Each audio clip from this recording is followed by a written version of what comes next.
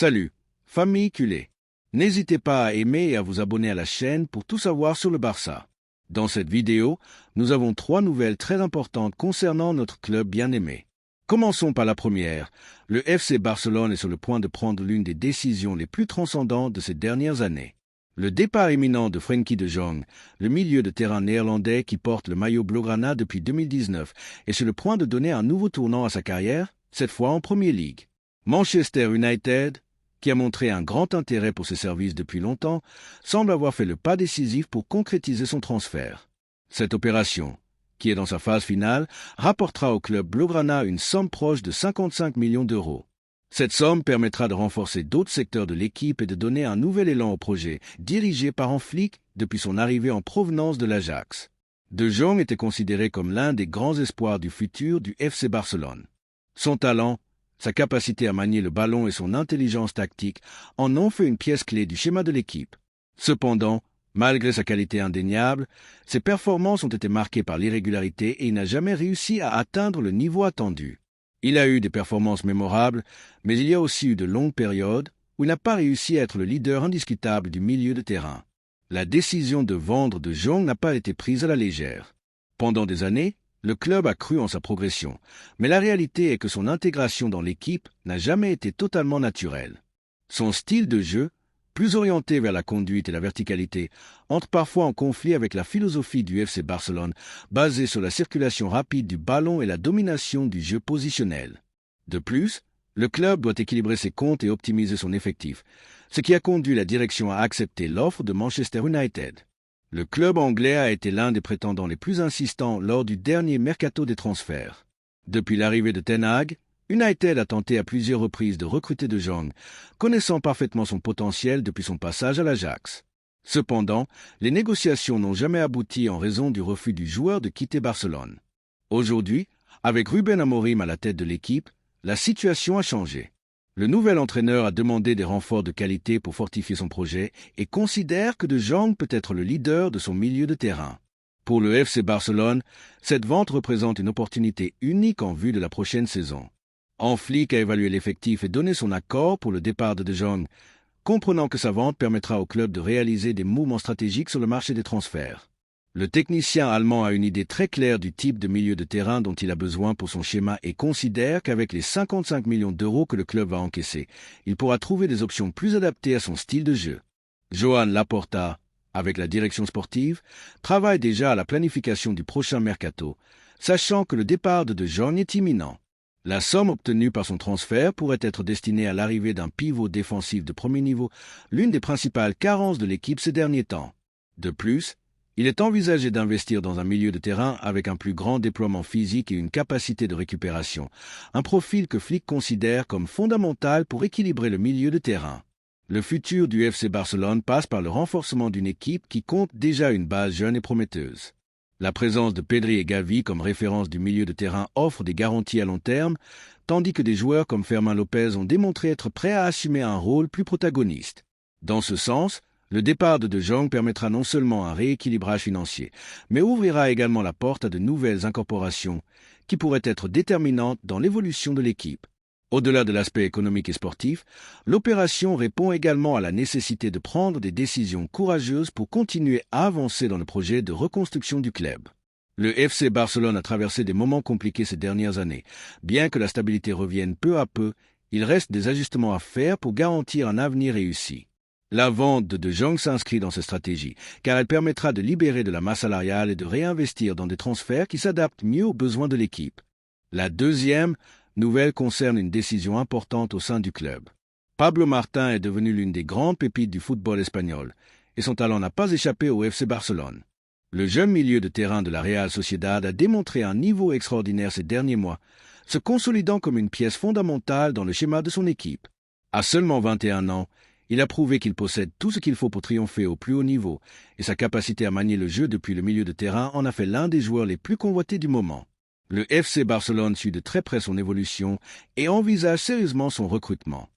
Flick, qui a rejoint le Barça avec l'intention de construire une équipe dynamique et talentueuse, voit en Martin un renfort idéal pour son projet. Sa vision du jeu, Son intelligence tactique et sa qualité technique s'intègrent parfaitement au style culé, et la direction est consciente que peu d'opportunités comme celle-ci se présentent sur le marché. Le match qu'il a disputé récemment contre le Real Madrid en Coupe du Roi a été une démonstration de talent et de maturité footballistique. Martin n'a pas seulement tenu tête à une équipe de grande qualité, mais il est devenu l'axe du jeu de la Real Sociedad, dirigeant le milieu de terrain avec personnalité et précision. Sa performance n'est pas passée inaperçue, et beaucoup à Barcelone considèrent qu'il serait un transfert stratégique pour renforcer l'effectif.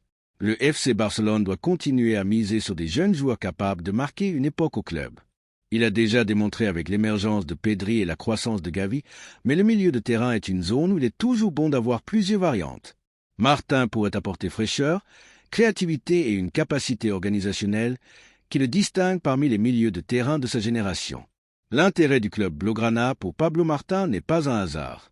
La cellule de recrutement analyse son rendement depuis des mois et tout indique que les conversations pour un éventuel rapprochement pourraient s'accélérer dans les prochains mois. La Real Sociedad est consciente que sa jeune étoile est dans le viseur de plusieurs équipes en Europe, mais le FC Barcelone a l'avantage de lui offrir un projet footballistique qui s'aligne parfaitement avec ses caractéristiques. Le style de Martin s'accorde avec l'identité du FC Barcelone. C'est un joueur qui pense vite, capable de filtrer des passes entre les lignes et qui comprend le jeu de possession comme peu d'autres à son âge. De plus, son déploiement physique et sa capacité à presser en font un milieu de terrain moderne capable de s'adapter à différentes nécessités. Flick apprécie particulièrement ce type de footballeur et il ne serait pas surprenant que dans les prochaines semaines, le club fasse un mouvement pour assurer son incorporation. Bien sûr, recruter Martin ne sera pas facile. La Real Sociedad est un club qui sait bien prendre soin de ses talents et qui ne laissera pas partir sa jeune étoile sans une négociation sérieuse. Cependant, le FC Barcelone a des arguments de poids pour convaincre à la fois le joueur et son entourage.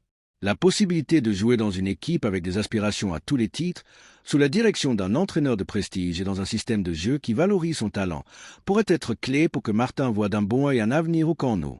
Le FC Barcelone a déjà démontré par le passé qu'il sait devancer la concurrence lorsqu'il s'agit de recruter de jeunes talents.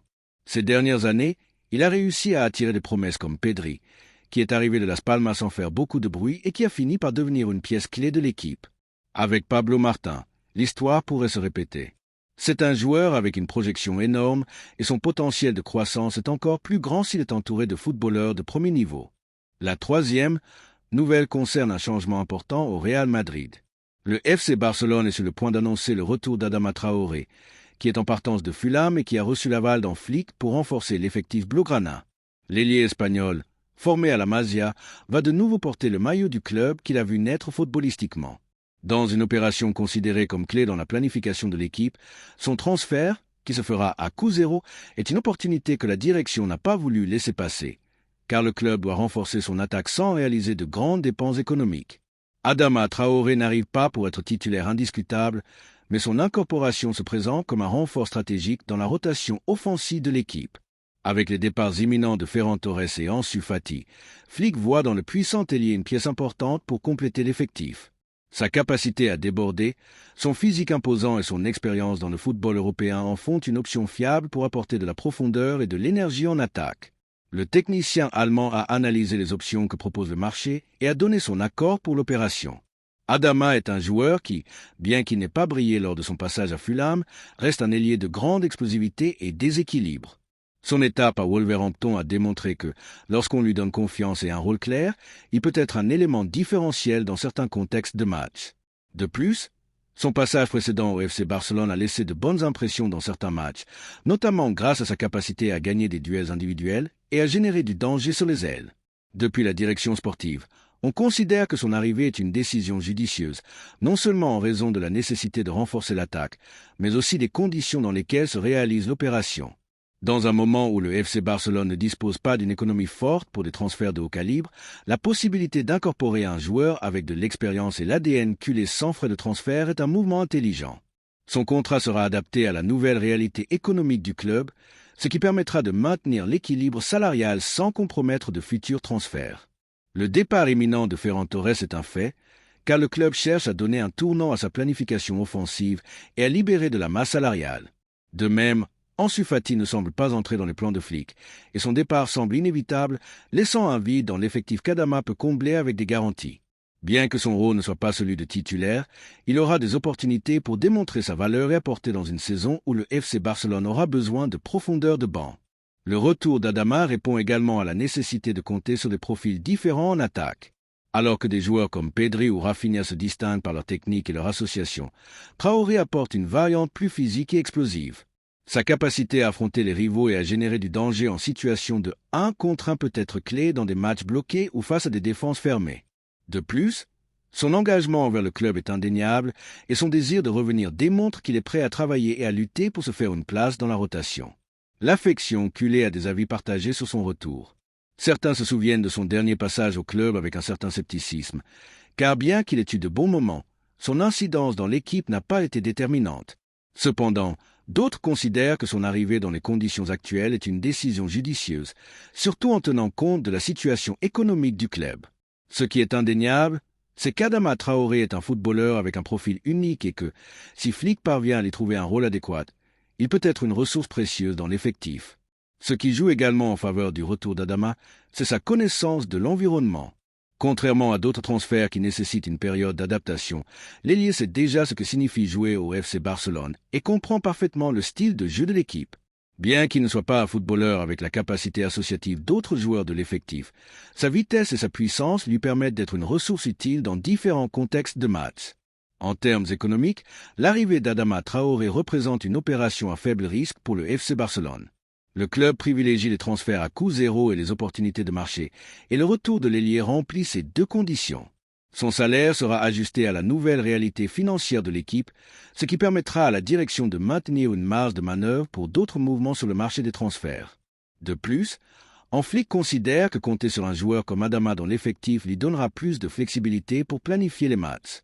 Sa capacité à jouer sur les 2 ailes, son explosivité en 1 contre 1 et sa résistance physique lui permettent d'être une option viable tant comme révulsif en seconde période que dans des matchs où une plus grande présence physique en attaque est nécessaire. Maintenant, la grande question que se posent les supporters est: Adama Traoré peut-il faire la différence dans cette nouvelle étape au FC Barcelone? Son précédent passage a laissé quelques doutes, mais il a également démontré que, lorsqu'il est en bonne forme, il peut être un joueur déterminant dans certains moments de la saison. Bien sûr, son succès dépendra en grande partie de la manière dont Flick décidera de l'utiliser. Si l'entraîneur allemand parvient à maximiser ses qualités et à minimiser ses faiblesses, Adama peut devenir une pièce importante de l'équipe.